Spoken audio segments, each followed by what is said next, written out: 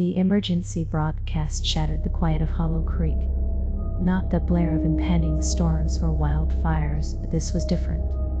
A voice, strained and tight with controlled panic, warned of reality intrusion events. Aliens. Entities mimicking loved ones. Mirrors were implicated. Remove all mirrors. A futile gesture. He would soon learn. Elias Thorne, a man etched with the quiet anxieties of middle age, stared at his reflection. Or rather, at the empty space where his reflection should have been. The announcement replayed on the radio, a litany of impossible instructions. His wife, Eleanor, called him from the kitchen. Her voice was like honey poison, too sweet, too even. "Oh yes, dear, dinner's ready." He turned. Eleanor stood framed in the doorway. Her smile did reach her eyes. He noticed, with a creeping dread that iced his blood, that her lips didn't move when she spoke. Her reflection in the silverware on the dining table was wrong. Older. Truer. His son Caleb was worse.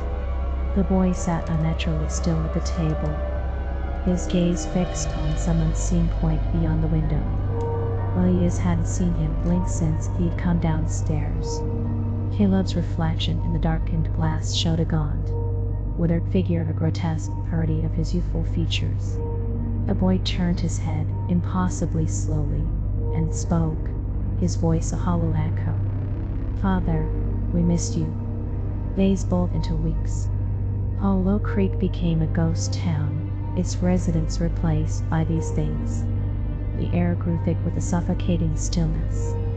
Elias tried to escape, but the roads were blocked, the forests impenetrable.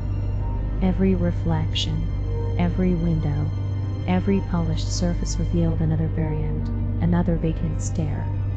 He smashed mirrors, tore down pictures, burned furniture, but they kept appearing.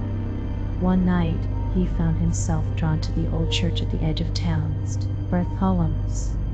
The stained glass windows, usually vibrant, were now dull and lifeless. Inside, the variants gathered, their silence more terrifying than any scream. In the center of the nave, a pool of water shimmered, reflecting not the church, but a swirling vortex of darkness. Eleanor and Caleb stood at the edge of the pool, beckoning. "Join us, Elias. Become one with us." He looked at his hands. They seemed different, unnaturally smooth. He caught his reflection in the still water of the pool. It wavered, distorted, then settled into a chillingly familiar face. Eleanor's face.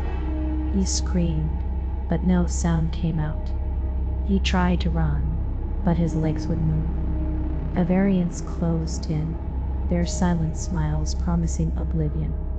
He felt a tug, a pull, as if his very being was being unraveled, reshaped, reformed. He looked at his hands again. No longer his. They were slender, elegant, almost translucent. He raised them to his face, a perfect replica of Eleanor. He smiled, a slow, silent, terrifying smile, and stepped into the pool. Another variant was ready to greet the next poor soul who found their way into Hollow Creek. The reflection smiled back, a perfect copy, a perfect horror. The emergency broadcast system clicks on again. A warning as useless as the last echoes across the empty streets. Reality intrusion event ongoing. Do not trust reflections. There is no escape. This is not a test.